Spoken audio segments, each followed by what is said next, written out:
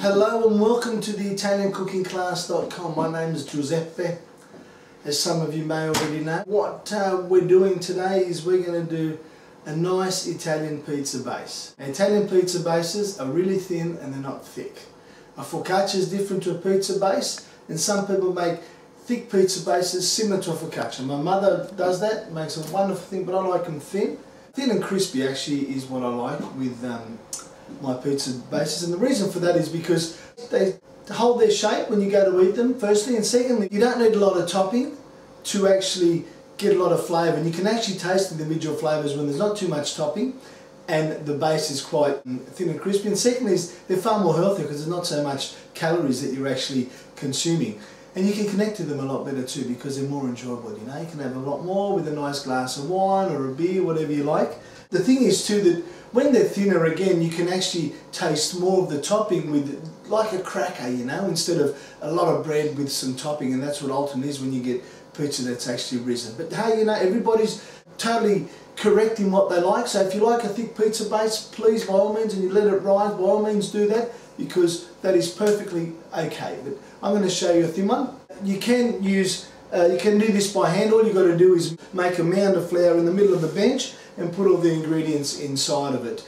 But we're going to do it all in the mixer because it's nice and easy. That's what we're, you know, automation of things. But anyway, so it's a cup of warm water, and it does have to be warm so that the actual dry yeast, we do use dry yeast, actually does soften and actually starts the fermentation process. We'll put it in there like that. Now I've got a whisk here, and the reason for the whisk is to actually help the yeast dissolve in the water, because it is important to have the water in first. Never put the dried ingredient first and the liquid on top. Always the liquid first and the dried ingredient on top, so that you can actually dissolve it nicely with a whisk. And a whisk is the best thing for it. If you have a small whisk, it's even better. I've got one in my tool bag. I didn't go and get it just to save the exercise. I did some this morning. But so yeah, and as you can see in there, it has dissolved nicely, instead of it actually sitting on top as sometimes it does. Some of it's coming to the surface now, but most of it has dissolved, and you just give it another little bit of a shake, or a stir I should say, and that will allow it to dissolve nicely. Now some people allow that even to ferment some more, and they say you've got to let it sit next to somewhere warm so it starts. I believe it will start, whether it's in there or there, it's going to start. The fermentation process has already started, and at what point you want it to actually happen, as far as it in there or in there, doesn't really matter. To me, I just do it all, and it doesn't allow the dough to prove too much if you allow it not to actually start fermenting in there and you put it straight in there, because what happens is that when it's working against a bit more resistance, instead of just working in the water, it's working against the dough as well. It's going to take a little bit longer to actually ferment. That's all it is. That's all that really happens. So for my purpose of the exercise, I'd rather do this. So we're going to do a cup and a half of flour, just nice and leveled like that. It's already been sieved, straight in there. We've got the measure on the side there, there's the half, fantastic. Once we've got it all mixed as well, then we're going to pull it out on the bench top and knead it some more. Pinch of salt. Salt always is a good catalyst to extract the flavours, as always mentioned. A tablespoon of olive oil, good Italian tablespoon. We'll drop that down in there like that. And then we're going to add the water. Don't add all the water, don't add all the cup of water, just see how you go, you know. We'll go about half to start off with, a bit over half there, and we'll see what it's like. Okay, as you can see there, we're actually allowing that flour and the oil and all the condiments to amalgamate together. You see the actual mixer picking up all those leftovers around the side. There's still a lot of moisture in there, you know, as you can see it.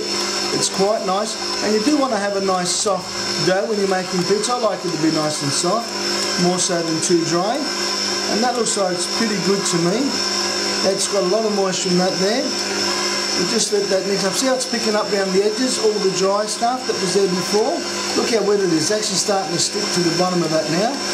And what will happen is, as we work it, it'll dry up and it'll firm up as well. If we need to add a little bit more water, we can. Or a little bit more flour, we can.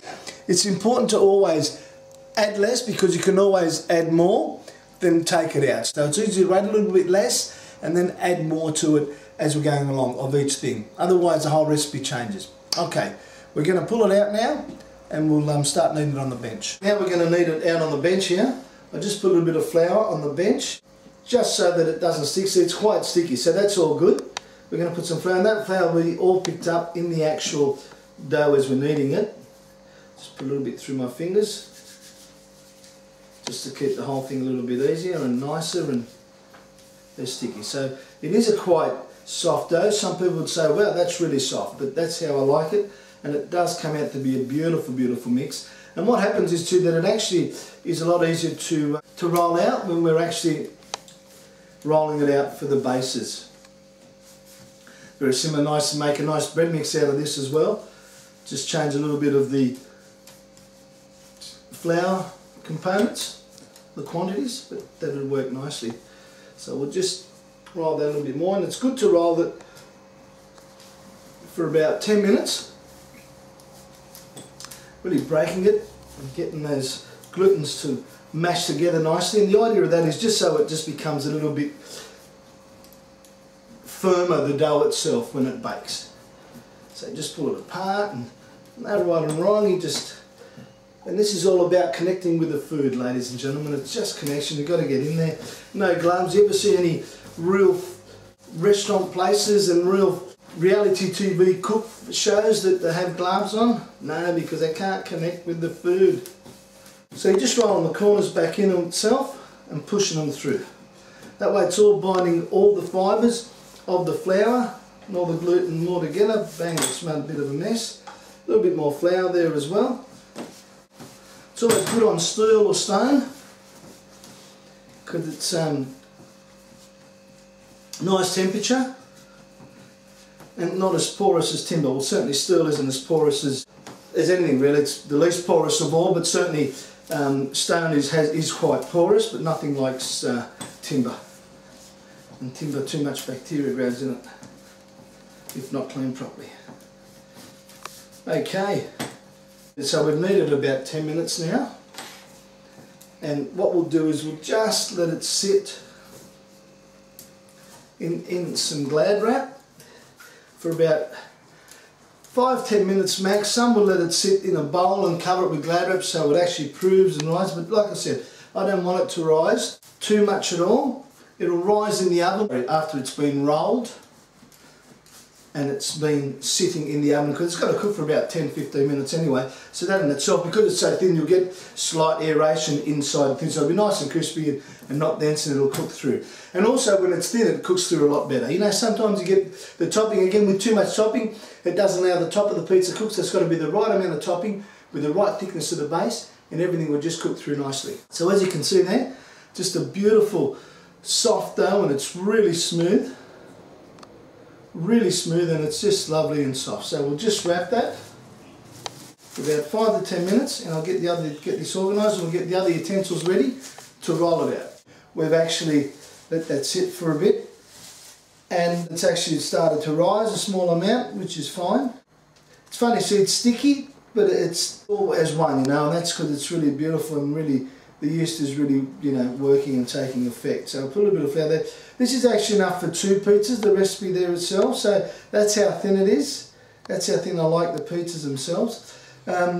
Something that I should have mentioned before as well, when you make it, it is only just plain flour. I find a durum wheat flour is quite heavy, and it doesn't give you the nice fluffiness because it is thin as well. So if you can get a very well ground Italian 00 flour, that really makes quite a difference. A very soft, tender grain. You can either, you know, spread it out with your hand if you like, you know, and also something else, if you want to let it prove and let it rise, that's perfectly okay. That's entirely your own preference. And as a suggestion, if you're sort of in a bit of a hurry and want it to do it sort of in an hour or so, just put the oven on about 50 degrees and stick it in there with a steel bowl, and that will actually rise nicely. It'll prove just beautifully. And then just pull them out and make up the balls that you require to make your pizzas. So that's the way to do it if you don't want to leave it out, you know, or if it's too cold, if you're doing it in winter, you know, stick them in somewhere warm to actually make it rise nicely. So as you can see, this is really quite soft and pliable. And the work that flour does with water is just amazing. I find it totally encapsulating as far as it, just the science of it, the chemistry. I just find it fascinating. That's the word. It's just beautiful. I love it so much. Bread and pastries and all sorts of things. See how white that is? See how much that's turned out? And that is just so thin. And if you can have a look here how thick that is, or how thin that is with the camera zoom right in there, it is literally about 2 to 3 mil thick, and I love them, And then you can even flick them if you're able to. We'll just put that on there. It's a nice pizza tray ready to go.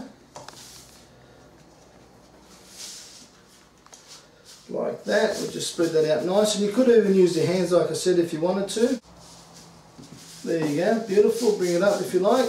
Perfecto.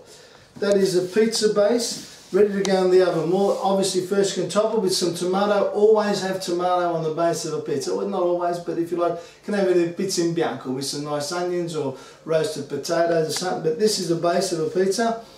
Cook it in there. Get the oven as hot as you can. In about 8 to 10 minutes flat, you have a pizza that's cooked beautifully. Okay, thank you very much. Buon appetito, arrivederci from the italiancookingclass.com. This is Giuseppe. Thank you.